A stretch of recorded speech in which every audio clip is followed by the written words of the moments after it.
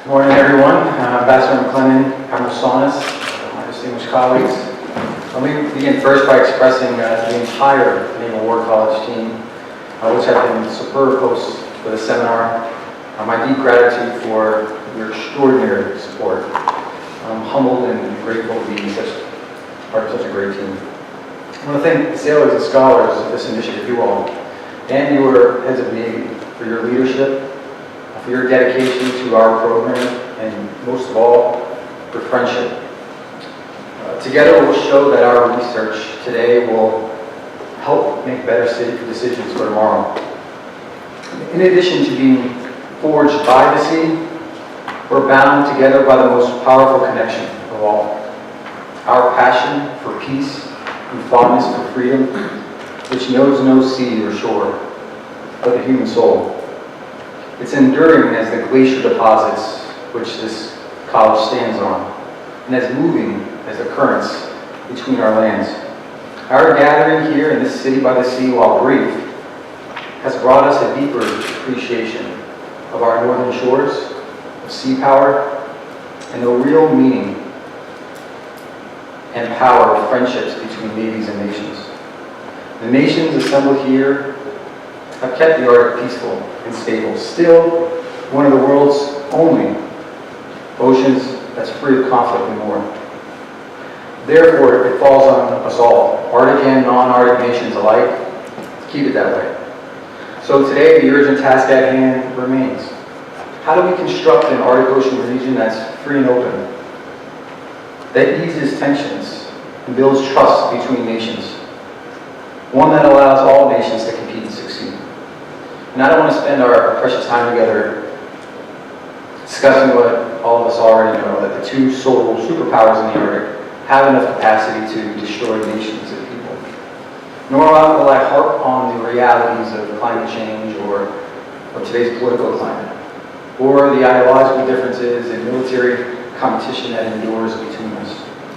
I stand here today as a sailor and scholar of a nation who spent a lifetime looking over the horizon, whose people have always fought for freedom and a future that's brighter than the past, and whose sole purpose today is to help all Arctic nations discover, develop, and leverage their individual and collective strengths, and to ultimately create conditions for lasting peace and progress.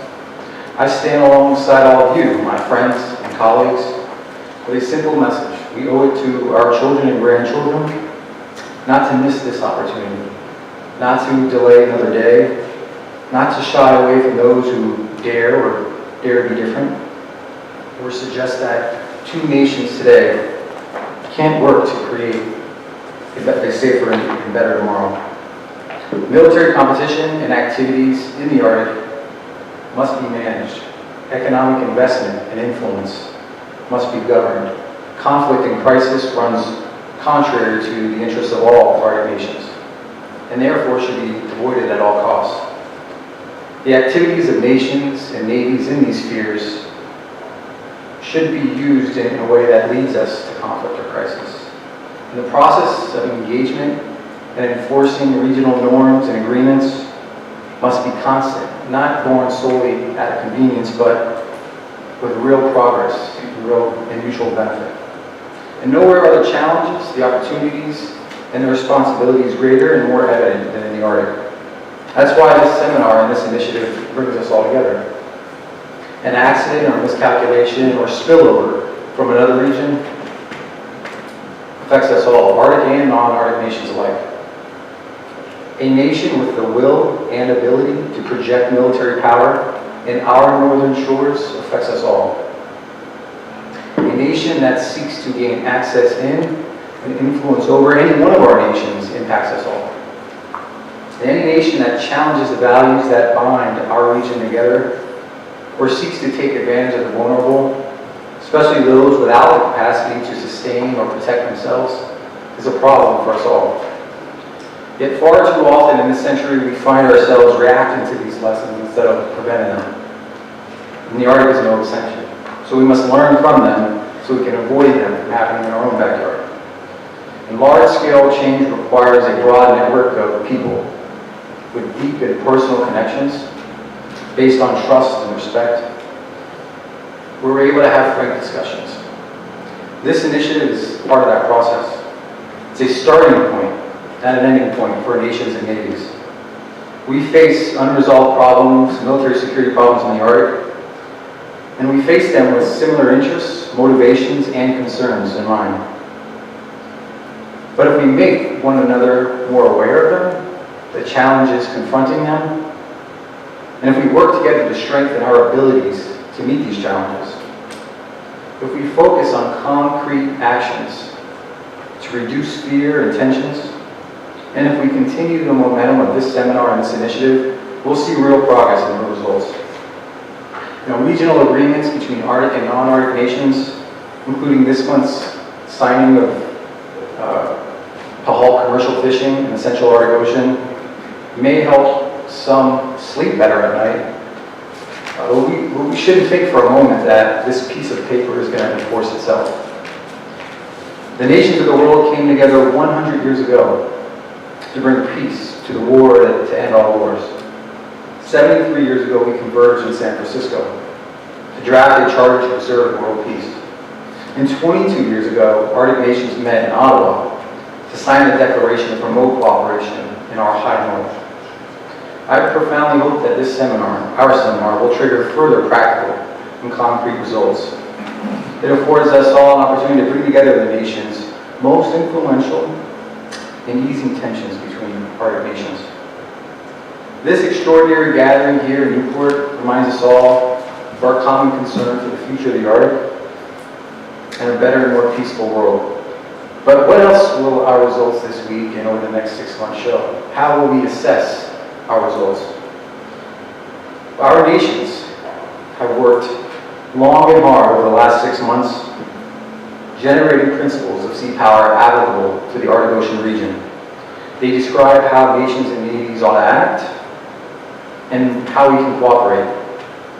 And while they're not the official positions of nations, they are reflective of a preeminent group of sailors and scholars that pledge allegiance to them. And so it's only fitting that we would develop these principles in a room named after Alfred Thayer Mahan. And I anticipate that the principles that we declare 6 months from now will be different than the ones we debate today. Surely if we do our jobs right, if we challenge ourselves, if we challenge each other, this will be the case. But every person that reads this volume in 6 months' time should know that these principles mean very little unless every nation commits to making them come to life. The volume produced from our initiative represents the voices of all our nations, and considers the voices of others outside the region. And the principles that we agree upon are more than just a shared perspective. They call for greater information sharing, planning and exercises, cultural and educational exchanges, close and continuous engagement with indigenous communities, and the protection of our priceless maritime heritage that unites us all. They offer wide areas of greater cooperation in infrastructure development, fisheries enforcement, search and rescue, science and transportation, and securing sea lines of communication, including the cables that live beneath them. When over 2 centuries ago the United States of America issued a Declaration of Independence, there were no shortage of cynics, for those that doubted. A decade later, we won our independence and used these principles to form our Constitution. And through strength, courage, and determination, they remain the guiding light of our actions both at home and abroad.